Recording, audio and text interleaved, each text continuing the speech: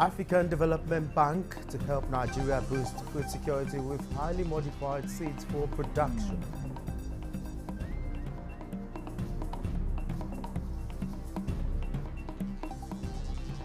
House of Representatives Committee on Health Institutions deliberates on how to curb medical tourism.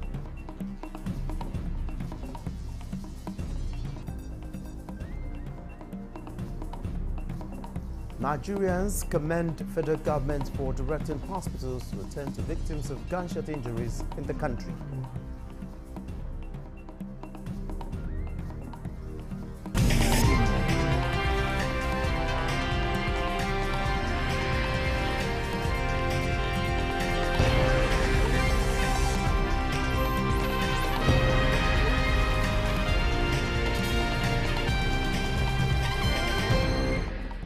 Hello and welcome to the news desk at 3 on NTA News24. We are reaching you live from Abuja. I am Olajide Bello. The African Development Bank is working towards helping Nigeria to achieve its quest of producing highly modified seeds to boost food production for the country and beyond. Abdullahi Mustafa reports that this forms part of discussions at Bayero University, Kano during the visit of the AFDB Vice President Beth Dunford to Nigeria. It doesn't mean you should be too scared. You know, the African Development Bank supported Ethiopia with heat-tolerant wheat varieties that in 3 years allowed them to become totally self-sufficient in wheat. They are now a net exporter of wheat. And I'm delighted to say that the African Development Bank this year is supporting Nigeria. This dry season to cultivate 118,000 hectares of these heat-tolerant wheat varieties. The words of the African Development Bank President Akinwumi Adesina have now been matched into action. Representatives of the bank are here at the Center for Excellence to see for themselves its activities and the state-of-the-art facilities on ground so as to come up with better ways to boost food production. Research and training for farmers with priority for women and youth will be the major focus. What we need to transform agricultural, to provide that employment that people need in this region, but also to provide the security, food security that people need, is we need high-level science and technology to really help improve agriculture. And that's what we see here today. We see scientists working on improved varieties. We see scientists working on soil testing to ensure that farmers are planting the right varieties. We see fertilizer testing to make sure they have the right inputs to help these varieties thrive.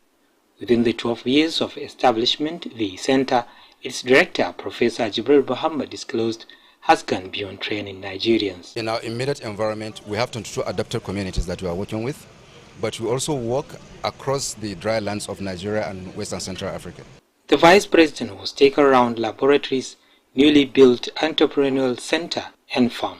Earlier, Beth Dunford also paid a visit to the Vice Chancellor of the University, Sagir Adamu Abbas.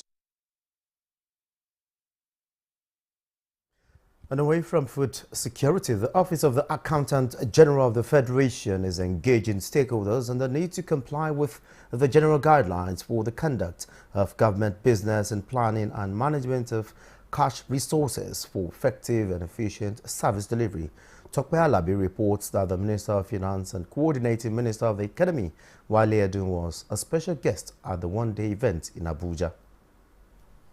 To effectively implement the federal government's cash management policy, the government integrated financial management information system was designed to enable timely preparation and implementation of a participatory cash plan. It took time before MDAs started responding. Accountant General of the Federation, Dr. Oluwatoyin Madein, says the interaction and sensitization with stakeholders from the different ministries, departments and agencies focuses on strategies for realizable inflows and controlled outflows with value for money in public expenditures. As we are getting each form completed for each MDA, then the activation will start. But using or assessing the 2024 capital budget, we follow this process. So the earlier we get it done, the better for everybody. While commending the policy, participants, however, raised concerns about overheads and the need for improved budget execution by MDAs. In trying to ensure transparency, accountability, and then, of course, the integrity of the process should be our priority. For too long, we lived like revenues didn't matter. All that budget you needed to worry about was how to spend. But now we can no longer continue. The instruction is simple that we must not also disrupt the transaction operations of MDA. Whatever happens in your organization, you are held accountable. We started the policy last year, that's with 2023 budget, and it proved to be a very big success. The Minister of Finance and the Coordinating Minister of the Economy, Wale Edun, want stakeholders to key into President Tinubu's vision for a transparent, inclusive and result-oriented economy. President Bola Ahmed Tinubu is committed to doing things better, to making life better for all Nigerians. At the core of it is his handling and his husbanding of the financial resources of the country. And to do that, we need to take these steps. The introduction of bottom-up cash management policy is to herald effective cash management, while MDAs are expected to comply with the policy guidelines. In Abuja, Tokwe Alabi, NTA News. And to the health sector, as part of measures to curb medical tourism in Nigeria, House of Representatives Committee on Health Institutions has visited David Umahi Federal University Teaching Hospital, Ebonyi State, to ascertain and address the challenges confronting it for effective healthcare delivery. Chinaza John reports that the visit is part of its nationwide tour of health institutions in Nigeria. The oversight visit by the House Committee on Health Institutions, according to the chairman, Mr. Amos Magaji, was to enable members get first-hand information on areas of concern as the present administration is poised to reposition the health sector and restore its lost glory. And it is out of what we have noticed here that will inform appropriation of funds for interventions, and then of course the yearly budget. We have seen that this facility that the hospital has inherited needs to be sustained. Conducting members of the committee round different units of the hospital, the Chief Medical Director, David Umahi Federal University Teaching Hospital, Uburu, Professor Uzomago, identified poor funding as a huge impediment which has made the hospital to operate without power, water and adequate human resources, hence the need for urgent attention. This hospital is huge, and because of that, to maintain the standard, we need funding. We need funding, and we need funding. And when we have the right amount of funding for this structure, everything, every expectation will be met. The committee, on arrival, had interacted with some labor unions on proper harnessing of human resources towards redirecting medical tourism back to Nigeria. In Abakaliki, Chinaza John, NTA News. Nigerians have lauded the federal government for issuing directive for hospitals to now attend and treat victims of gunshot injuries in the country, as they urged hospitals to adhere to the directive to save lives and reduce the number of deaths arising from the old standard. Doris Akumoye, who sampled the views of the people in Bayelsa State, now reports. Over the years, patients with gunshot injuries have been deprived access to medical care in the hospitals. This is so because of fears of circumstances leading to the attack and inability to identify the victim and true position of crime committed by such patients. They are always expected to either be accompanied to the hospital by the police or present an acceptable police report. This condition over the years has led to hospitals rejecting victims when they are brought in for treatment. Countless loss of lives of innocent people who may have been unfortunate to be caught up by stray bullets as a result of the delays and procedures that takes longer time for clearance or approvals. But with the intervention by the government and subsequent directive to treat gunshot victims by the Federal Ministry of Health, Nigerians say it is a welcome development that will save lives of victims in critical moments. It's a welcome development because what happens is that we have to save life first. And sometimes some of these people are just accident victims, and some of them are victims of circumstance. I believe that this one will save life more than before. Maybe they say, okay, they will go consult police before attending to a patient. If you not treat the person no go get time to talk how the thing take happen. So the only way when the person go fit open his mouth talk, say see what happen. Now when you don't treat the person. Implementation distress must be monitored to ensure compliance by health facilities to act fast to reduce the bottlenecks when the need arises. But how are the hospitals taking this? We've actually been treating gunshot patients even without a police report, but we don't have a problem with treating. And then when we treat, if a police gets wind that okay, this criminal entered this particular hospital and we treat, they harass us. So are they also going to keep to their own side of the bargain? Citizens, however, call on government to strengthen the security architecture and initiate more policies that will enhance access to healthcare irrespective of who is involved. Enyenegoa Doris Akomonye, NTA News. Two suspected oil pipeline vandals have been apprehended and paraded alongside items recovered from them by the Nigeria Security and Civil Defense Corps NSCDC Abia State Command. Chika Okori reports the State Commandant of the Corps, Usman Isiaq, made the disclosure during a press briefing at the command's headquarters in Umuahia. Avowed determination to curb the impacts of crude oil theft on the nation's economy, environment and security of lives and property, the Commandant NSCDC Abia State Command, Usman Isha Afadiri, said the suspects were arrested following a tip-off and collaborative efforts with sister agencies. We were able to apprehend 2 suspects at Shell Oil Well Head 26, located in Owaza area of Ukwa West local government of Abia State. It is on this note, I would like to send a note of warning to all criminal elements operating in Abia State to please desist from that nefarious activity. Otherwise, you have the Nigerian Security and Civil Defense Corps, as well as all other security agencies in the operating in the state to contend with. We would like to urge all community to please remain vigilant and avail security operatives with useful information that will lead to the apprehension of those criminal elements that are bent on making life difficult for us. On the security of agro-allied investments in view of the 2024 farming season, Commandant Afadiri noted that the agro-ranger unit of the command has been fully mobilized to stem the tide of farmers-herders clashes to contribute to food sufficiency in the country. When I reported in Abia State in January this year, I reactivated the agro-rangers unit, and I have deployed them to different parts to maintain high level of surveillance in order to prevent these farmer-herders clashes. And all these personnel that are deployed across the state maintain high level of surveillance over all infrastructure across the state. The 2 alleged vandals, Samson Koke and Zakaria Yakubu, who are 25 and 18 years old, respectively, speak on their involvement in the crime. As we're doing the agreement, from there, cell workers come.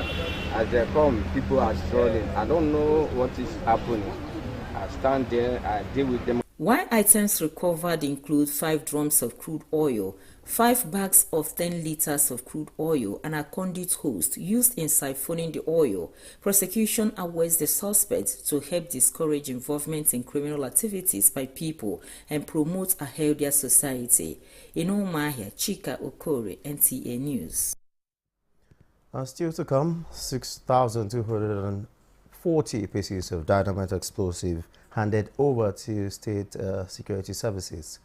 Details of this report after the break.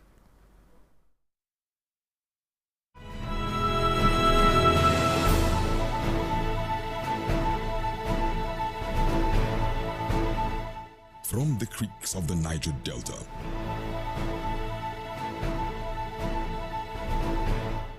to the breathtaking scenery of the plateau.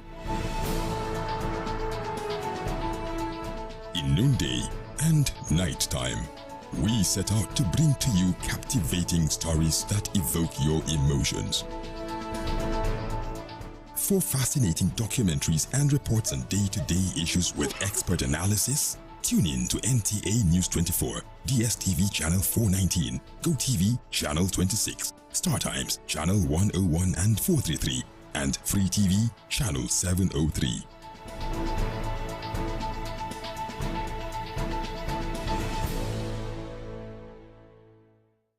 Thanks for being there. The Kebbi State Area Commander of the Nigeria Customs Service has handed over 6,240 pieces of dynamite explosive to the Department of State Security Service in the state. Usman Abdullahi Shehu reports that the explosives were seized along Yauri-Jega Road in 2022.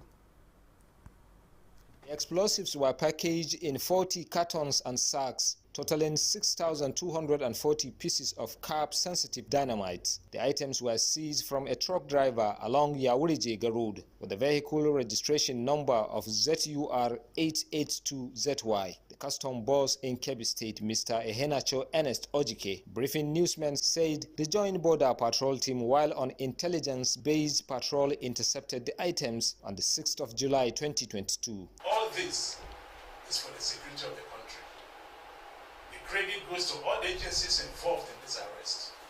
Of course, we all know what it means when some substances are in the hands of the wrong people. So, we must give credit to the people for their courage, for the intelligence, and the resilience they showed in coming up with this arrest.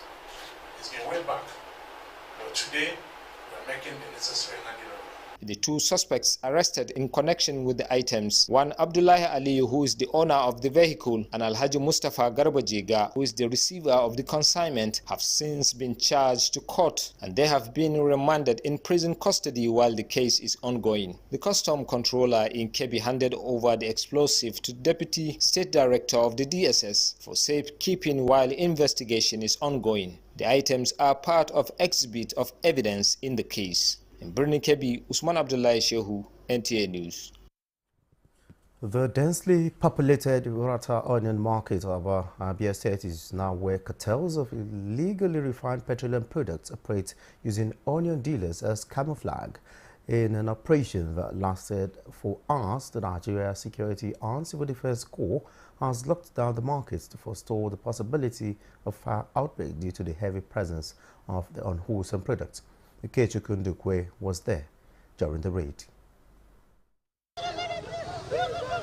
These whalers were found in possession of suspected illegally refined petroleum products carefully concealed in more than 50 shops along Enugu-Aba-Port Harcourt Expressway, usually a hub for onions.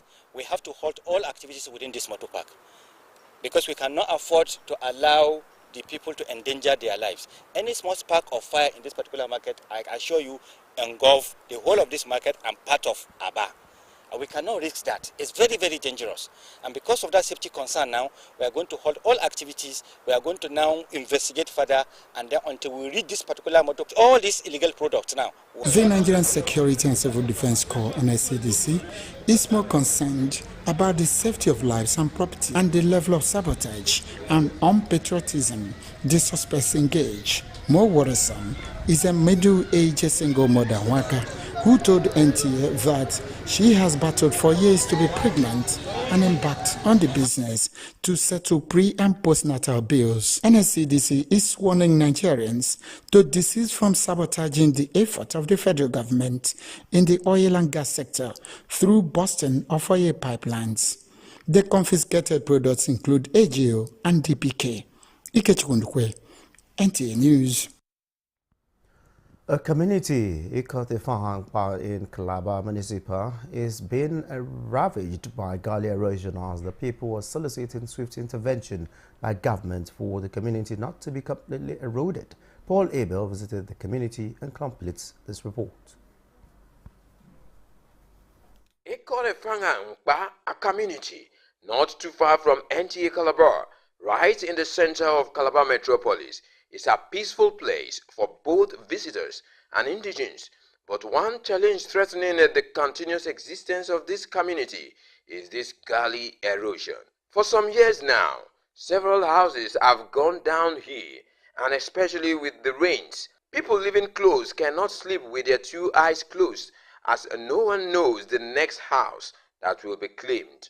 The people are in constant fear of life and property, and the question is, how long shall this continue with no remedy? It started from 2007 during the tenure of Donald Duke. So they worked it very well, but the landing was not good enough. It was landed in a swamp, so they think I have to cut from there. This place I've demolished all the building I had here. I was a landlord, but now I'm a tenant. I'm renting an apartment here now to stay. So this place are taking over 200 or 300 and something buildings. It's my father's property. He has already picked some, like there was 3-bedroom flat here before this other one, before this compound. So he has packed a lot. What is the stand of the state government? It will be even more dangerous than this once the rain begins. So I think with this, government will do something about it. The appeal of the people is that government should come to their rescue. They are hoping and praying that one day the menace of the houses that are giving prey to this site will come to an end. In Calabar, I am Paul Abel, NTA News. President Bola Tinubu extends his condolences to the Eze family over the passing of Senator Ayogu Eze. In a statement, the president described the late politician who represented the Enugu North Senatorial Zone in the Senate from 2007 to 2015 and held several positions, including Committee Chairman on Information and Media, Chairman of the Committee on Works, among others, as a noble Nigerian. The president also condoles with the friends, associates and former colleagues of the deceased, including the National Assembly as an institution. The president prays to God Almighty to grant repose to the soul of the departed and comfort those in mourning. The National Population Commission, NPC, has expressed with regret the death of the Honorable Federal Commissioner representing Yobe State in the Commission, May Aliu Muhammad. And the late May Aliu Muhammad passed 21st April 2024 while performing the Lesser Hajj in Saudi Arabia and has been buried according to Islamic rites. He was appointed and sworn in as the NPC Federal Commissioner Yobe State by former President Muhammadu Buhari on 28 October 2020 for a 5-year tenure.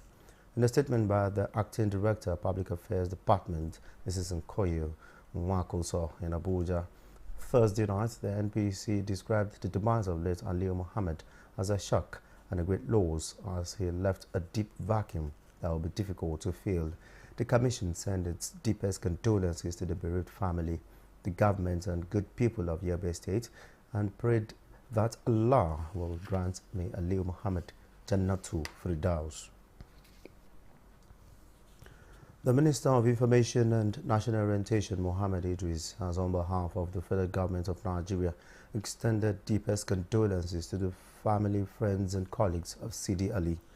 And the minister in a statement described late Sidi Ali as a respected veteran journalist, prolific writer and a politician whose contributions to the field of journalism, literature and politics have left an indelible mark. The statement adds that Sidi Ali throughout his career exemplified high standards, professionalism and integrity and provided invaluable insights with historical references into the present issues of time. Mohammed Idris said that as the nation mourns the loss of